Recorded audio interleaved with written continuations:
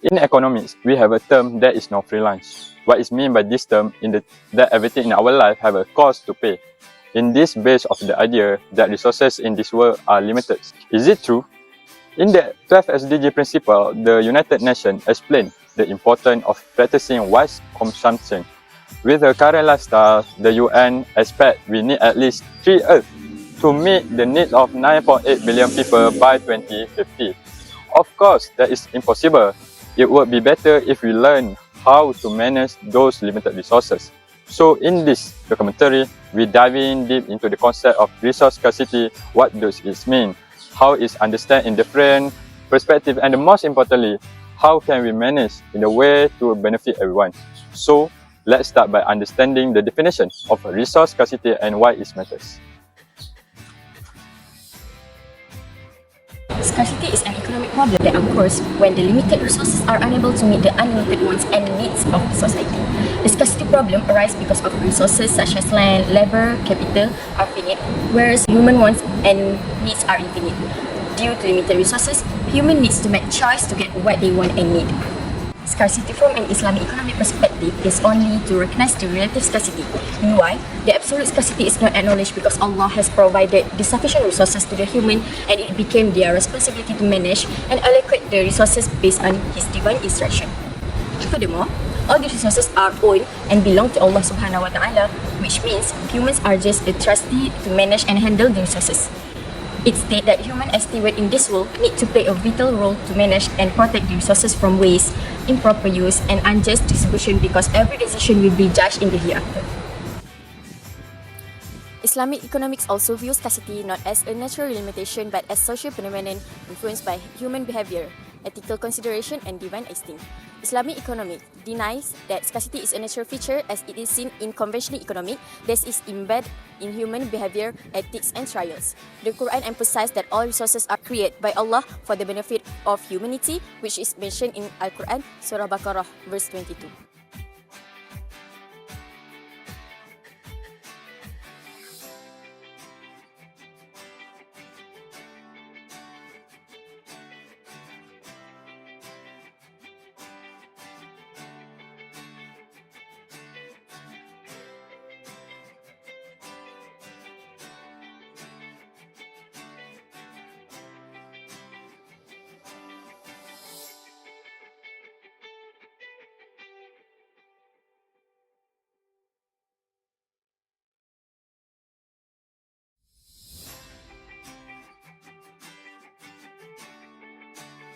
Imagine, this cup is represent the world resources. Water here is time for something. Food, energy, even time. But what's happened when we keep taking more and more and more without thinking the limit? Eventually, we will run out. That's what scarcity looks like. But here the twist, how we define scarcity change everything. The capitalist views sees it as an endless race to grab more, often creating more problems. But in Islam, scarcity is seen differently, with solution rooted in a balanced gratitude and responsibility. So, how this principle actually differ? What are the key ideas shaping these two worldviews? Let's explore. In the Islamic economic system, the allocation of scarce resources is guided by principles rooted in Sharia, ensuring justice, accountability, and fairness. Based on the article, these principles ensure that resources are distributed equally, promoting the welfare of society while adhering to Islamic values. Today, I'll focus on two guiding principles, Adil and Khilafah, to show how they shape this system. The first principle, Adil or justice, ensures fairness in economic activities and prevent wealth from being concentrated in the hands of a few. As the author in the article highlights, the free market operates under Sharia compliant rules where halal and haram practices guidance transactions. This allows prices to be determined by supply and demand in a fair and just manner. The article emphasizes that tools like zakat play a crucial role in distributing wealth, preventing economic inequality. This principle, as stated, guarantees everyone access to basic needs, fostering a balanced and just society. Fairness in trade, as we hear, reflects the Islamic values of helping others. The second principle, Khilafah, reminds us that humans are stewards of Allah's creation. According to for the article, humans are Khalifa entrusted with managing resources responsibly and accountably for their actions, not just in this world but in the hereafter. The article explains that public resources such as vegetation and water are shared blessings accessible to all. Governments, as highlighted, play a vital role in ensuring justice through regulation while promoting generosity and maintaining societal welfare. Based on the article, one key difference between conventional and Islamic economics is their view on scarcity.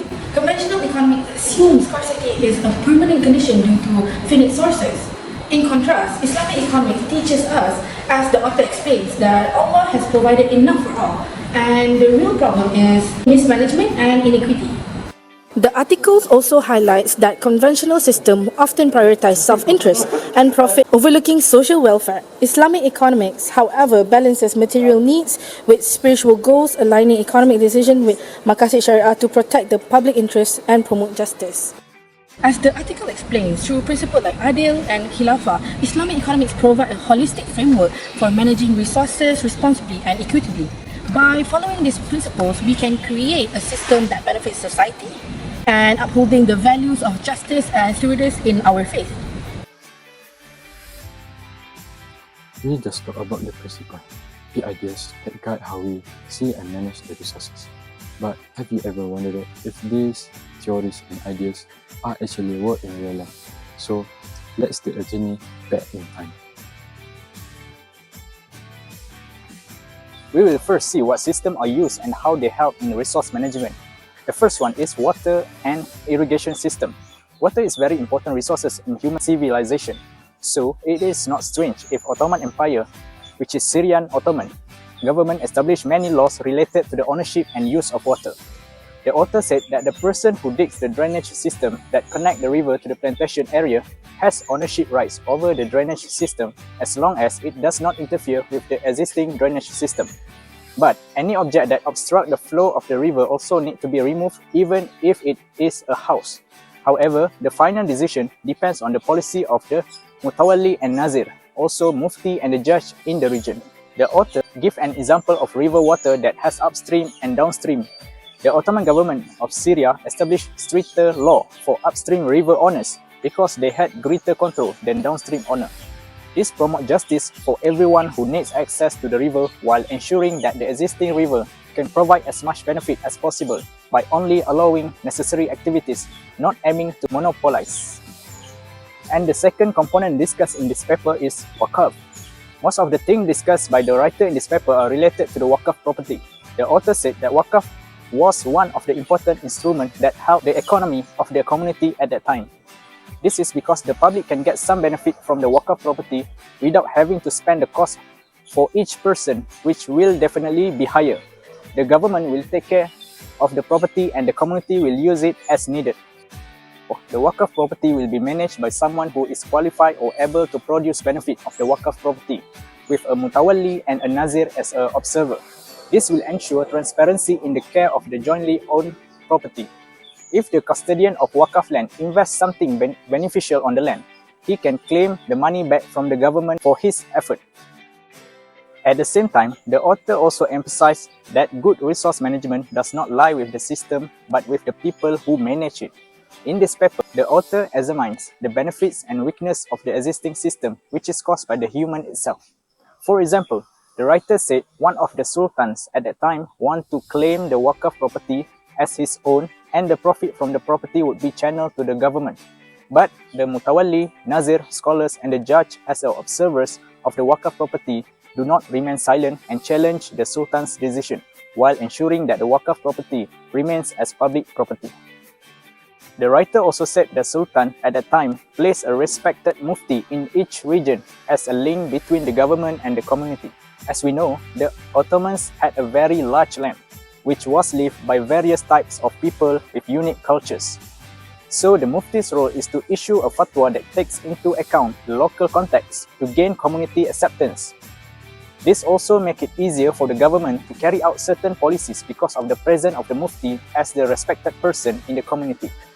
This is the importance of human relation and wisdomness, beyond rigid laws and eyes that often miss the truth.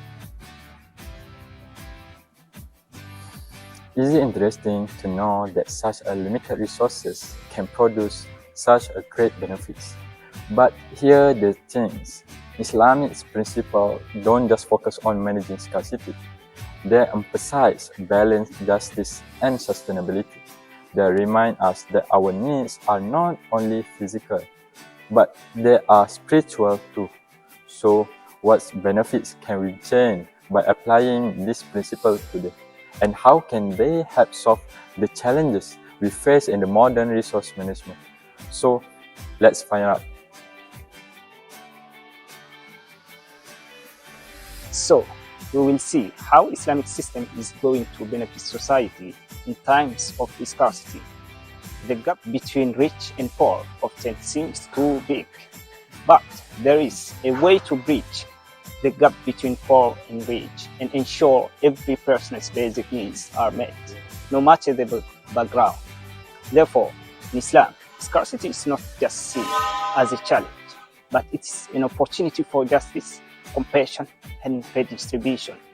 It addresses this challenge through principles rooted in the Quran and Hadith. So, it distributes the resources by practicing the mechanisms like zakah and sadaqah. As stated in the articles, zakah, obligatory charity, is one of the important elements in wealth distribution in Islamic system. Thus, those who have wealth are required to give a portion of their money to needy people in the society. But it doesn't stop there. Sadaqah or voluntary charity plays a significant role in circulating wealth and ensuring those who are in need in the society. Furthermore, these two tools can help to bridge inequality between the people. In the face of scarcity, Islamic system provides a solution that can benefit all of society. It provides solutions through principles of charity, justice, equitable, and shared responsibility, wealth distributed in a way that helps the community as a whole. When they look out for each other, if everyone in the society is in prosperity regardless of their income. Therefore, Islamic economics ensures a fair, just, and prosperous society for all.